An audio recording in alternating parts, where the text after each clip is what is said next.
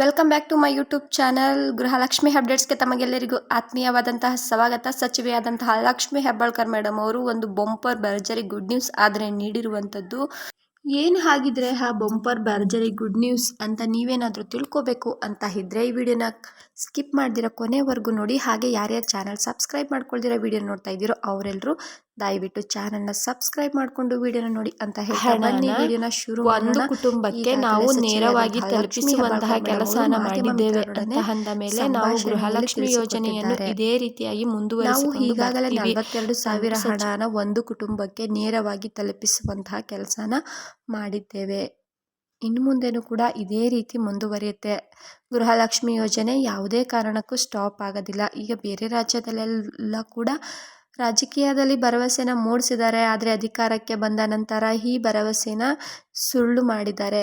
ಆ ರೀತಿ ನಾವು ಮಾಡಿಲ್ಲ, ಇಲ್ಲಿಯವರೆಗೂ ನುಡಿದಂತೆ ನಡೆದುಕೊಂಡು ಬರ್ತಾ ಇದ್ದೀವಿ ಅಂತ ಅಂದ್ಬಿಟ್ಟು ಸಚಿವೆಯಾದಂತಹ ಲಕ್ಷ್ಮಿ ಹೆಬ್ಬಾಳ್ಕರ್ ಮೇಡಮ್ ಅವರು ಸೆಪ್ಟೆಂಬರ್ ಮತ್ತು ಅಕ್ಟೋಬರ್ ತಿಂಗಳ ಹಣನ ಆದಷ್ಟು ಬೇಗ DBT ಮುಖಾಂತರ ಹಣ ಬಂದು ಬಿಡುಗಡೆ ಆದ ನಂತರ ನಾವು ನಿಮಗೆ ಜಮೆ ಮಾಡ್ತೀವಿ. ಆದರೆ ಸೆಪ್ಟೆಂಬರ್ ತಿಂಗಳಲ್ಲಿ ಹಣ ಜಮೆ ಮಾಡಲು ಆಗದೇ ಇದ್ದ ಕಾರಣ ಅಕ್ಟೋಬರ್ ತಿಂಗಳಲ್ಲಿ 2 ಕಂತಿನ ಹಣನ ನಾವು ನಿಮಗೆ ಒಂದೇ ಬಾರಿಗೆ ಜಮೆ ಮಾಡ್ತೇವೆ, ಅಂದರೆ 4,000 ಹಣನ ಜಮೆ ಮಾಡ್ತೇವೆ ಅಂತ ಅಂದ್ಬಿಟ್ಟು ಸಚಿವೆಯಾದಂತಹ ಲಕ್ಷ್ಮಿ ಹೆಬ್ಬಾಳ್ಕರ್ ಮೇಡಮ್ ಅವರು ಗೃಹಲಕ್ಷ್ಮಿ ಯೋಜನೆಯಡಿಯಲ್ಲಿರುವ ಫಲಾನುಭವಿಗಳಿಗೆ ಬಂಪರ್ ಭರ್ಜರಿ ಗುಡ್ ನ್ಯೂಸ್ ಆದರೆ ನೀಡಿರುವಂಥದ್ದು.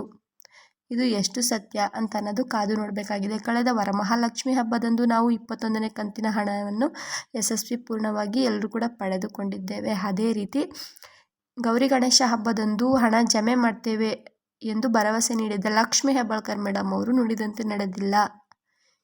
ಈಗ ಅಕ್ಟೋಬರ್ ತಿಂಗಳಲ್ಲಿ ಹಣ ಬಂದು ಜಮೆ ಮಾಡ್ತೀವಿ ಎಂದು ಸ್ಪಷ್ಟನೆಯನ್ನು ನೀಡಿದ್ದು, ಆದಷ್ಟು ಬೇಗ ಹಣ ಜಮೆ ಮಾಡೇ ಮಾಡ್ತಾರೆ. ರಾಜ್ಯ ಸರ್ಕಾರದ ಮೇಲೆ ನಂಬಿಕೆ ಇಡಿ ಅಂತ ಹೇಳ್ತಾ ಈ ವಿಡಿಯೋನ ಇಲ್ಲಿಗೆ ಎಂಡ್ ಮಾಡ್ತಾ ಇದ್ದೀನಿ. ಇದೇ ರೀತಿ ಹೊಸ ಹೊಸ ಅಪ್ಡೇಟ್ಸ್ ನಿಮ್ಗೇನಾದರೂ ಬೇಕು ಅಂತಂದರೆ ನಮ್ಮ ಚಾನಲ್ನ ದಯವಿಟ್ಟು ಸಬ್ಸ್ಕ್ರೈಬ್ ಮಾಡ್ಕೊಳ್ಳಿ. ಮುಂದಿನ ವಿಡಿಯೋದಲ್ಲಿ ಭೇಟಿಯಾಗೋಣ. Thank you so much.